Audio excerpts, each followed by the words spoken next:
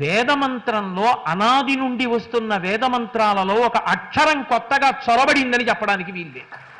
దానికి కారణం ఏమిటి అంటే స్వరసహితంగా వేద పఠన విధానాన్ని అంత జాగ్రత్తగా రక్ష చేశారు ఋషులు.